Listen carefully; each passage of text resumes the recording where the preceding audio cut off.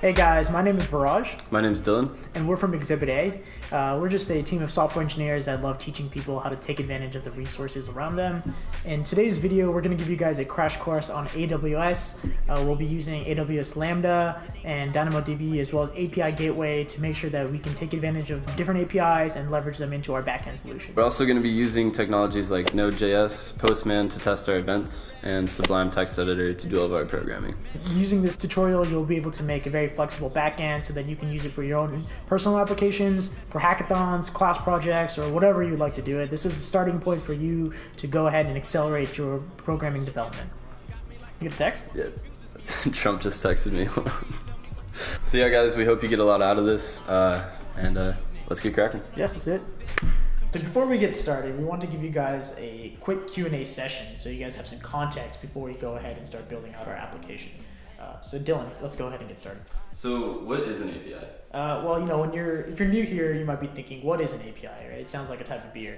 But really, API just stands for Application Programming Interface. Emphasis on the interface. Think of the web as like a large connection of servers, right? And every single page on the internet is stored somewhere on a remote server. So every time you go to facebook.com on your browser goes to Facebook's remote server and sends a request. Whenever your browser receives a response, that's when it knows, hey, let's go ahead and interpret the code and display the page. So an API is just a way to serve your customers. And the browser is considered a client, and Facebook's remote server is considered the API. So that means every single time you visit a page on the internet, you interact with somebody's API. Basically, when you go to whatever, facebook.com, is it basically you're getting data back? Like, that's the response that you're getting from the server? Right, yeah. So think of the web paradigm as like request response. Okay. You send a request up, and your request can be tailored to your specific information, right? Your Facebook account, or it could be general. You go to New York Times and you just want to see all the news, right? That's your request, and the response is what the server is going to say.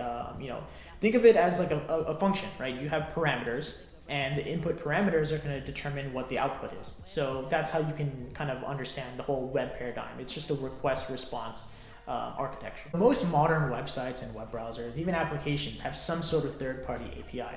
And that's the beauty of an API. A lot of these solutions have already been implemented, and it's much more reliable to import an existing solution than building your own. There are going to be situations where you might want to build your own API, and we can get into that in other video series. But for now, we're going to show you examples of APIs that are publicly available so that now you can add a breath of life into your existing application. And then one of the first APIs that we're going to take a look at is GitHub's API. So now that we've talked a little bit about what an API is, let's go ahead and see an example so we can get a little bit more clarified on what we're working with. And one of the APIs that are publicly available and something that you can go ahead and check out yourself is the GitHub API. GitHub has a publicly available API, and it's as simple as going into your web browser and just typing in api.github.com/users/your GitHub username. And in this case, this is my username. So if you just send this request off to the server, this is the response you get back, right? And at first glance, it looks pretty straightforward, right? I mean, looks kind of crazy. I don't know. It looks pretty straightforward if you know what you're looking for. It might be a little intimidating, but what we're really looking at right here is the response that we get back from the server. And now what this response is it's formatted in what we call JSON. Okay. Yeah, and JSON stands for JavaScript Object Notation, and it's a standard that has kind of won out in terms of data exchange because not only is it very easy for humans to read, but it's also very easy for machines to read. Gotcha. And what I mean by that is everything is structured like a dictionary with key value pairs. So if we wanted to go in and scrape this endpoint, for this specific data, then we can go ahead and all right, well, that just got fucked. Yeah, we got a package, so you guys hold on. Yeah, I got it's from Amazon. Yeah, Amazon. Thank you. It's like a dictionary data structure where you're just looking for keys and values. And so when we go and look at this example, we want to see, well, okay, what is the name of this user? So we can look for the value key name, and then we can see the value is Viraj. We can see the company is the key, and you can see VTech as the value, and we can get a lot more information about a user. So you can even see, okay, what is their image URL for that account. So if we click on this right here, we can see that it's a link to this person's or my image right here. Plane. Yeah, exactly. No, I like the plane outside. Ah, jeez. So basically, would you say this is looking into the backend, basically? Yeah. So this is just basically like a stripped web page, essentially. Yeah, I mean. Okay. To give you guys an even like more fleshed out example, let's go to my actual GitHub page. Okay. And we can actually compare the data on how it's actually rendered on the browser and how it's actually rendered from the API response. So this endpoint is basically grabbing all this data from the response and then modeling it inside this web page. So you can see right here, they're grabbing my name and they're inputting it right here. They're grabbing my handle. They're putting my image here. Right. All this information, is that's all like HTML and exactly. JavaScript. Okay. Exactly. And so the browser knows how to interpret all this code simply just from this one, file right here, this JSON output. And you can see this is not a lot of data. And this is why this is very powerful and robust. You can send this much data, and now you can go and render an entire web page. Right, and it gets it like that. Yeah, exactly. Yeah, okay. You just say, hey, get an image from this URL, put in this text. It's very straightforward. Get the name. Okay. Yeah, exactly. So this is how a lot of companies do it, and this is how we recommend you to build your own application, so that not only is it very easy to use and very easy to build upon, but you're getting the best practices and you're able to apply the most conventional standards for your applications. Now that we have an example of like how an API exists, how do you, as a programmer, incorporate an API into your app? Like, where do you find these APIs? Are they just like available? And the answer is yes. They're actually really easily available. There's a bunch of websites where you can see a lot of different APIs that are just available for you. Some of them are free. Some of them are based on your usage.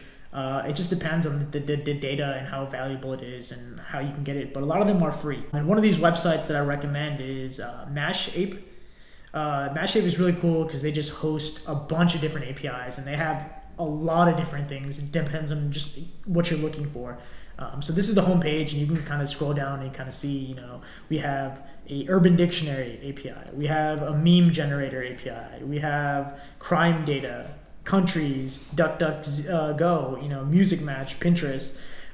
These APIs are all available for you to interface into your application. So now all of a sudden you have a bunch of robust data points, and now you can have a really, really flexible and robust application with data that you don't have to scrounge or create or do whatever. It's just all available for you. So it's up to you as a developer to go and make the most out of it. So what would that mean, like integrating, say, like Pinterest API? Mm-hmm. Like, do you get all their data and you can say, like, I want to get this user? Mm-hmm.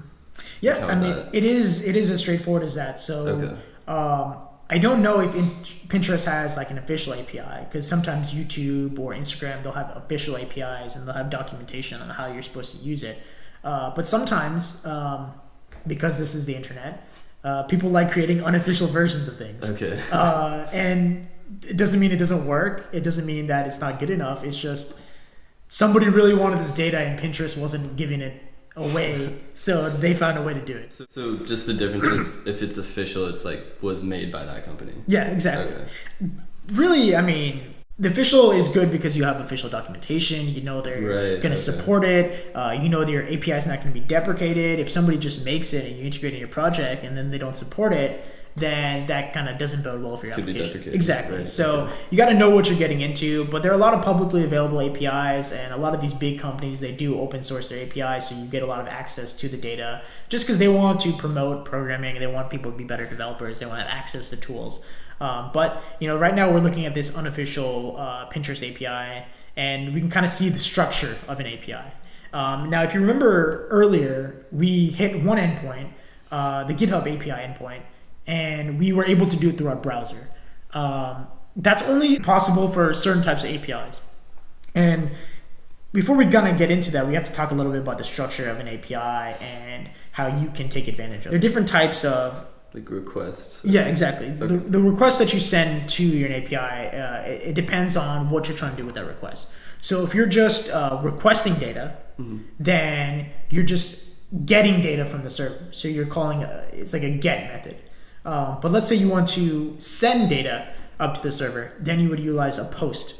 Or, so that'd be like if I liked a picture or something. Yeah, That's exactly. Me sending. Yeah, you're sending up data saying that, hey, I'm doing this. Does that like go to the JSON file or something, and it like just records that data, or how does that work? So, and we'll definitely get into more detail about how you can upload information and the differences between post and get. But really, what you're doing is when you're sending a get request to the server, you're not sending a lot of data. You're just sending initial parameters like, okay, maybe who is this user? Very simple generic parameters that are defined in the query string. So what I mean by that is if you go into the URL of GitHub, you can see right here that this is the parameter, So like Dylan, what is your GitHub? It's dwelch527. dwelch527. So if we just change that one parameter, go follow me. Definitely go follow him. We changed that one parameter. Now we can see that we're actually on Dylan's profile. We can see that his name is Null. His company is Null. This is great. It's a great account. Great example. Exactly. Yeah, we'll delete that. So with GET requests, you just have basic parameters, and with POST requests, you're actually sending up data, and that data is modeled in such a way based on the documentation. But we'll get more into that once we start making our own endpoints. For now, let's talk about how we can integrate another person's API into our own application. We're going to go to this application called Postman. Postman is a really cool application because it allows you to test out your endpoints without having to write the code. And so real quick, like what is an endpoint? An endpoint, think of it like a website. Website is an endpoint, right? It is a way to access or query a remote server. Facebook.com is an endpoint, right? Because that's Facebook's remote server. So it's me going to their endpoint. Yeah, exactly. Okay. Yeah. An endpoint is just a way to interface with some server. Gotcha. Yeah. It's like a link to think of it as a link. Yeah, a link is a perfect description. Awesome.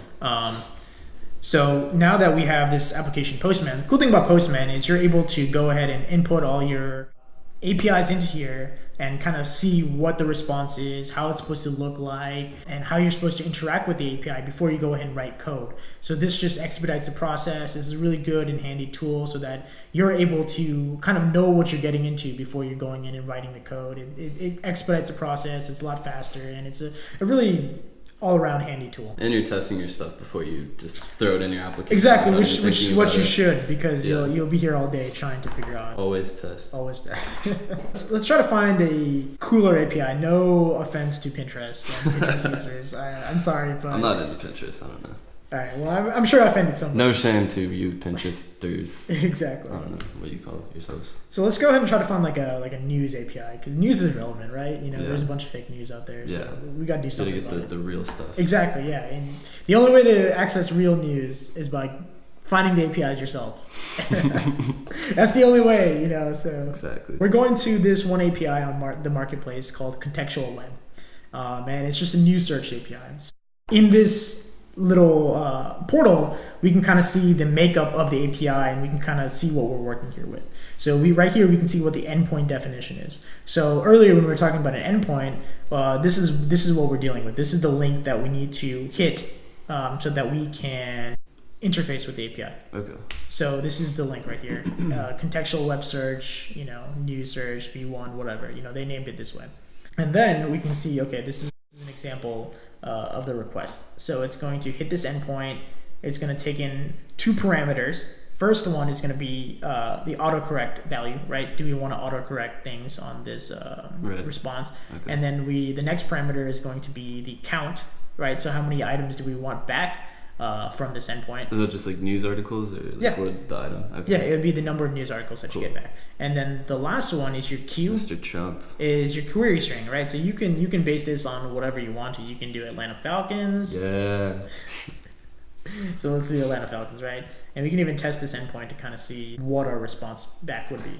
So we can go ahead and see right here, we're getting JSON data back. We can kind of see it's the way that this is structured is it's in this value key, and this value has an array of objects, and the first in each object is the article data. So we can see right here that the article title for one of them is "The Falcons signed former Jaguars defensive tackle DT Bennett." I don't know what DT is actually. Defensive tackle, I think. Defensive tackle, whatever. Yeah. So we can see the URL. Sports. We can see the description. We can see the images that are involved. So we can even go to this this URL right here, and kind of see what article we're dealing with right here. So basically, this guy built this JSON file that just searches the web and sort of structures all that data. Yeah. So we're not 100% sure what background task this guy has. Like how he's getting. How he's doing articles, it, what he's right? doing. He's probably doing a lot of scraping. Okay. And scraping is another way to get data for your endpoints, and we'll get into that a little bit in other videos. But don't use APIs. Yeah, in our don't use API video, it'll blow your mind. Just keep it in mind. But yeah, so right here we can see that we actually went to this this article, and it's a Falcons article, and so this is great for our application because now we can just use this endpoint, and now we can get a bunch of custom news articles based on whatever we want to search for. And so now that you guys have an idea of the makeup of it, let's go ahead and import this into Postman so that we can kind of, instead of using this interface in Portal, just we can test it let's just test it out a little bit better, right? Okay. So we already got the GET request from the endpoint, right? We've already gotten the endpoint from that portal. So next thing we want to do is we want to look into our parameters, right? And our parameters is what I mentioned earlier. These are going to define the response that we get back from the server. And so in this situation, we have three parameters. It's going to be autocorrect, count, and queue. So we can just take autocorrect and we can say this is one of our values, and we're going to say true. And we're going to say the next one is going to be our count. So we can say count, and we're going to say we want 50 articles. And then our last one is going to be queue, and let's see, what do we want to search for? Sports. Sports. Okay, let's just do sports. Cool. So I think that is that, but we're also going to make sure that we need the proper authentication, right? Because if this endpoint wasn't authenticated, then people could take advantage of that. People could just sit on their computer, hit this endpoint, and press enter a million times, and now this guy has a million requests that he has to process. Right. And he's probably paying for that. Exactly. Yeah. Okay. Everything it's going to cost some money. So, not cool if you do that. People do definitely do that. So that's something that we'll definitely have to touch up on later videos, how to protect your endpoints. Okay. We can definitely show you how to do that. But for now, so you're just checking if the user is authenticated already. Exactly. If so, then send the request. Right. Okay. And so right now, this website, they have a key that they give you, that they generate for you, so that you have access to it. And it's just this X mash shape key. That's the key for it. So you go into your header, you paste in that. Let's see. X mash key. Get the key. And we also want to define the type of a response data we get back. So earlier we told you that we're working with JSON data, so we want to tell it that we're working with JSON. Okay. And so real quick, this is like the GET request is called news search. Yes. So basically, someone just wrote a function called news search, and this is sort of the request to get all that data back. Yes, exactly. Okay. So it is not liking how I did any of this. So I'm just gonna grab it from here because it wants HTTP protocol, and let's just do sports. So you can see right here, these keys that we're changing, they just get appended to the end of this endpoint. So autocorrect is true. Okay. Count is 50, queue is sports, and this is specific to GET requests. So this is how we send up data with GET requests. Cool. So we just click send, It's like a post request, and all the different types of requests are gonna have different parameters. Exactly. Yeah, they're gonna have different schemas. They're gonna have different parameters. Right? Cool.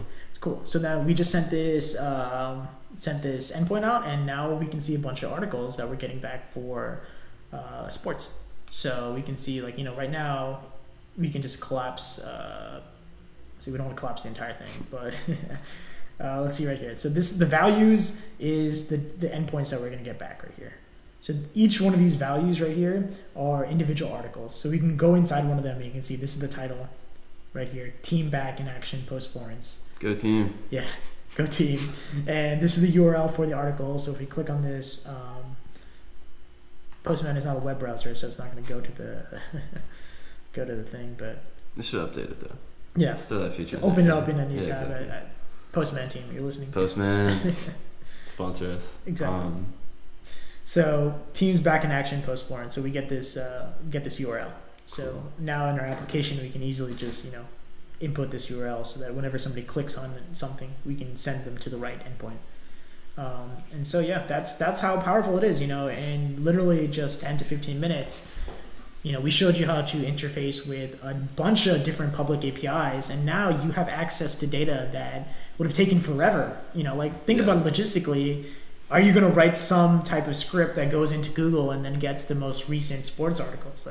You won't. Shut up. Exactly, right? Especially if you're in a hackathon and you don't have time. You don't have time. So, why make it difficult for yourself? And why reinvent the wheel when it's already out there? Exactly. And actually, I just saw this, but you can post your own APIs on here. Exactly, yeah. People do that and they can actually make money off of it. If you're trying to make some money. Freemium. Exactly, yeah. You can make some money. If you...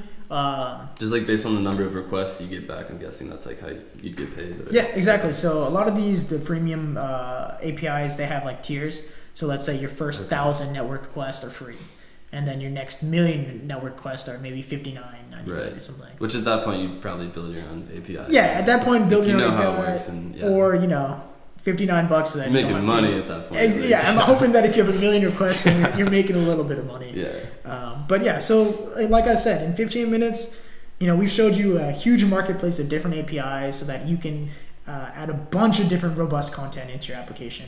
And now we've kind of told you a little bit about how it's structured and what the makeup is of it. So now we can this is a perfect opportunity to kind of segue into actually writing some code and seeing all this in, your text editor or whatever. So I think see it in action. Yeah. So, guys, take a look at this video and, scrub through it and see if there's any discrepancies or whatever. But we'll probably timestamp it too. Here's where the good stuff is. Exactly. Blah, blah, blah. Exactly. So, yeah.